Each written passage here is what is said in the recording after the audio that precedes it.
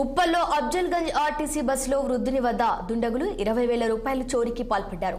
మేడ్చల్ జిల్లా చెంగిచెర్లకు చెందిన Purushottam Reddy RTC cross road Ashok Nagar కు వెళ్లి తిరిగి వస్తూ ఉప్పల్లో అఫ్జల్గంజ్ నుండి చెంగిచెర్ల వెళ్తున్న బస్సు ఎక్కారు.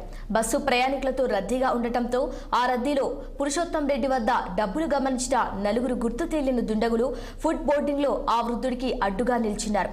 ఉప్పల్ రింగ్ రోడ్డు వద్ద నుంచి నల్ల చెరువుకి బస్సు రాగానే ఆ వృద్ధుని జేబులో నుంచి 20,000 రూపాయలు మాయమయ్యాయి. వృద్ధుడు జేబులు చూసుకునేసరికి డబ్బులు లేకపోవడంతో కేకలు పెట్టాడు.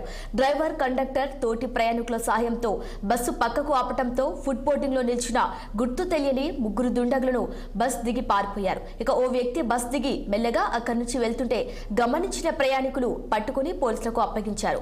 ఆ వ్యక్తిని అదుపులోకి తీసుకుని పోలీస్ స్టేషన్ తీసుకువెళ్లి దర్యాప్తు చేయగా నిజం ఒప్పుకున్నాడు.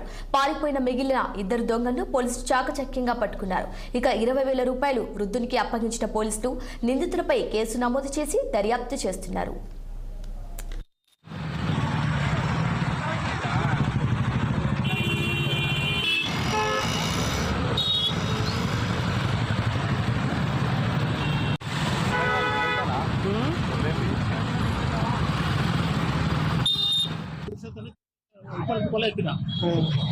రూపాయలు ఎక్కి దీంతో మధ్యలో నిర్ణయాలు చేశాం. ఖాళీ చేసి చిరకలు కొట్టేసి ఎంత 20,000 ముందర నొక్కుతా ఉన్నాడు, చెప్తా ఉన్నాడు. సెల్ కోసం చేపట్టుకున్నా పైన పెట్టి క్లీ చేశాను. ఎంతమంది ఉన్నారు? 5 మంది. ఇప్పుడు పట్టుకున్నారా? మరి ఇద్దరు ఉన్నారు. తిరుగుతా ఉన్నాడు. కంప్లైంట్ చేసిరా?